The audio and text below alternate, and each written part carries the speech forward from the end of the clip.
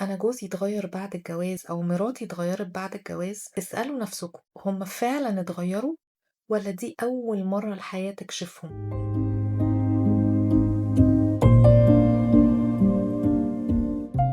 لو أول مرة تسمعوني، أنا دينا، وده بودكاست قعدة أمهات. عارفين، أنا ساعات بحس إن إحنا بندخل الجواز بتوقعات وبنعيشه بحقيقة تانية خالص. قبل الجواز كل تركيزنا بيبقى على سؤال واحد بس: هو ده الشخص المناسب؟ بنراقب كلامه وتصرفاته وطريقته، ونحاول نطمن إن إحنا اخترنا صح، لأن ده القرار اللي هنكمل بيه عمر كامل.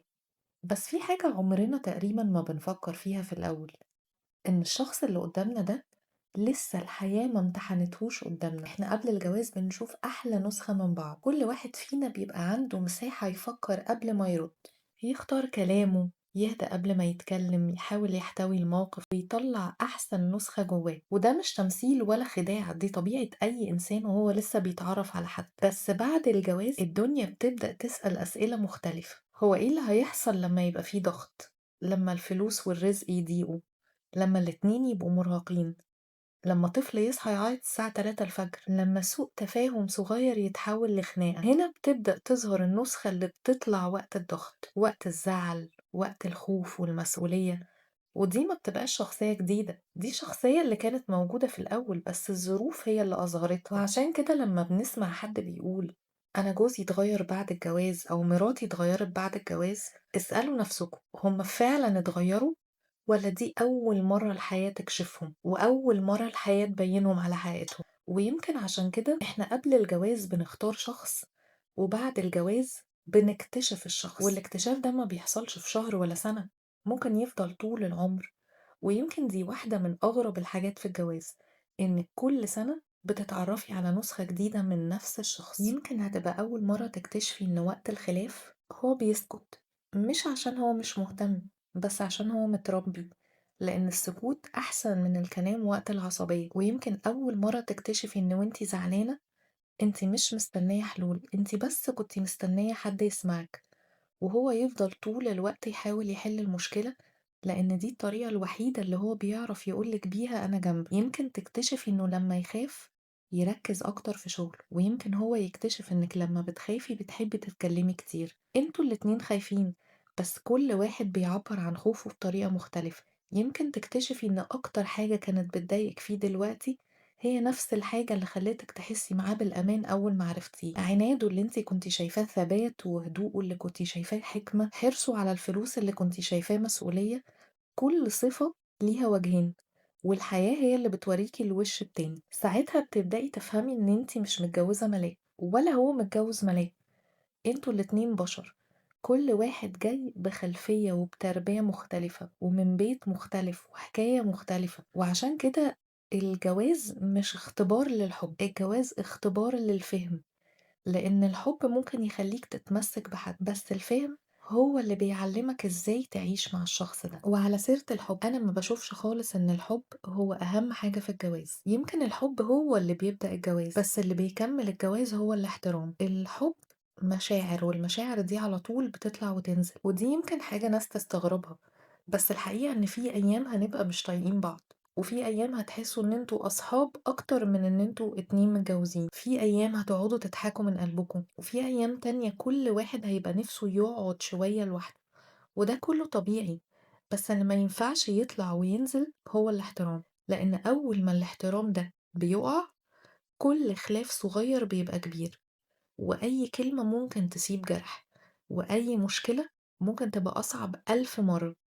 بس طول ما الاحترام موجود حتى وانتوا مختلفين بيفضل لسه في مساحة أمان، لسه في حدود، لسه كل واحد عارف إن اللي قدامه ده مش عدو. وأعتقد من أجمل القرارات اللي ممكن اتنين ياخدوها مش قرار إن هما يعيشوا مبسوطين طول العمر، عشان محدش يقدر يوعد بده، بس يوعدوا بعض بحاجة أهم: إن كل ما الحياة هتحطهم في صفين مختلفين هيرجعوا يفتكروا إن هما أصلا في فريق واحد، مش أنا ضدك ولا أنت ضدي، إحنا الاتنين ضد المشكلة.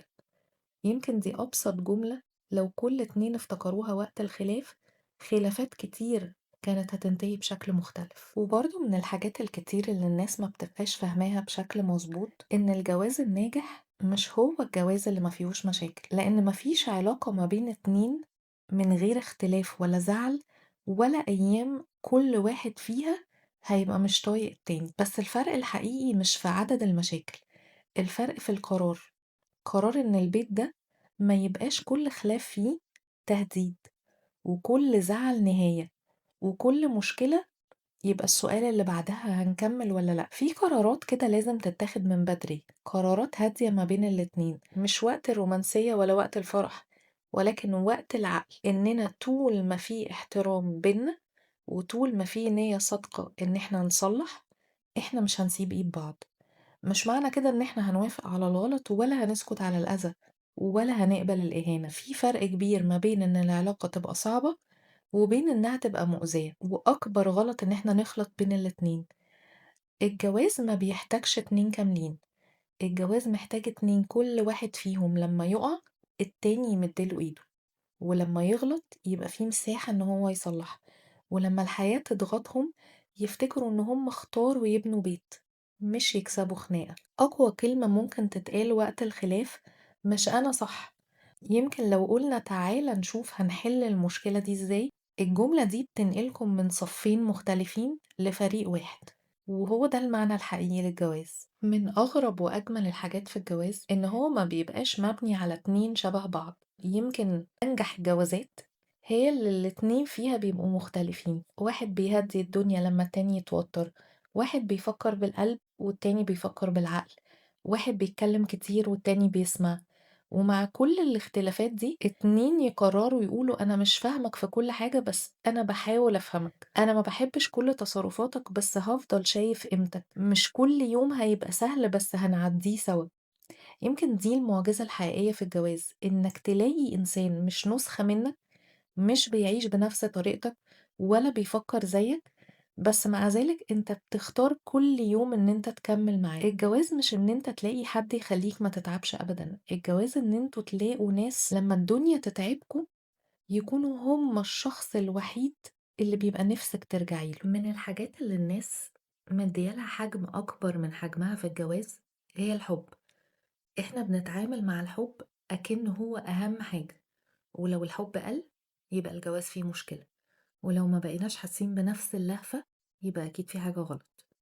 بس الغريب إن ربنا لما وصف العلاقة ما بين الزوجين ما قالش وجعل بينكم حب، ولكن قال وجعل بينكم مودة ورحمة. لما نقف عند مودة ورحمة بنلاقي إن هي فيها معنى كبير جدا. الحب هو اللي بيخليك تتجوز، بس هل هو كفاية عشان يخليك تكمل؟ الحب مشاعر، والمشاعر زي البحر، مرة هادية ومرة عالية، مرة تبقى في قمتها ومرة تهدى خالص. ولو كل واحد فينا هيقيس جوازه على إحساسه زمان كان في بيوت كتير قوي هتتهد. يمكن عشان كده ربنا ما ربطش الجواز بشعور، ربطه بحاجة تقدر تعيش حتى يوم ما الشعور ده يهدى وما يبقاش موجود بنفس القوة. ربطها بالمودة والرحمة، لأن في أيام مش هتعرف تحب اللي قدامك بنفس الحرارة بتاعت أول سنة، بس هتقدر تحترمه، هتقدر تستره، هتقدر تلتمس له الأعذار وما تفضحوش، هتقدر ما تكسرهوش وتفضل تتمنى له الخير حتى وانت زعلان منه. يمكن احنا اللي ظلمنا الجواز لما اختصرناه في كلمة حب، مع ان ربنا اختار يوصفه بكلمتين اوسع واهدى واشمل مليون مرة، ويعيشوا اكتر لما الحياة تبطل تبقى فيلم وتبقى حياة بجد. المشكلة ان احنا بنقيس جوازنا كل شوية بمقياس غلط، نبص على احساسنا النهاردة ونطلع منه حكم على عمر كامل. أقول أنا ما بقتش حاسة زي زمان، بقينا بنتخانق كتير، بقينا بنتكلم أقل، وافتكر إن الجواز باظ، مع إن اللي حصل إن الجواز دخل مرحلة جديدة. خليني أديكم مثال، أنا ممكن أكون بحب ابني جدا ومع ذلك بيجي يوم أبقى مرهقة ومش قادرة ألعب معاه. هل ده معناه إن أنا ما بقتش بحبه؟ أكيد لأ. يبقى ليه في الجواز أول ما إحساس الحب يهدى شوية نخاف ونفتكر إن في حاجة غلط؟ يمكن لأننا اتربينا إن الحب إحساس، بس محدش علمنا إن الجواز مش بيتقاس بإحساس كل يوم ولا حتى كل سنة. الجواز بيتقاس لما تبصوا على 10 سنين ورا وتسألوا نفسكم إحنا وصلنا لإيه مع بعض؟ كبرنا، اتعلمنا، بقينا أهدى، بقينا أرحم ببعض، ولا كل خلاف بيهدم اللي قبله؟ وأعتقد دي من أجمل معاني المودة، إنها بتخلي كل سنة تعدي عليكم مش مجرد رقم، بس هي حاجة بتضيف للعلاقة وما بتسحبش منها. لأن العِشرة الحقيقية مش إنها تخلّيك تحفظ هي بتحب قهوتها إزاي، العِشرة إنِّك تحفظي قلبه، تعرفي إيه اللي بيجرحه فتتجنبيه، وتعرفي إيه الحاجات اللي بتطمّنه فتعمليها، مش عشان أنتِ واقعة في الحب طول الوقت، بس عشان بقى في ما بينكم مودة ورحمة، ودي أكبر من انفعال لحظة وأقوى من خناقة اليوم. يا رب تكون حلقة النهاردة عجبتكم، وأشوفكم في حلقة جديدة من بودكاست قعدة أمهات.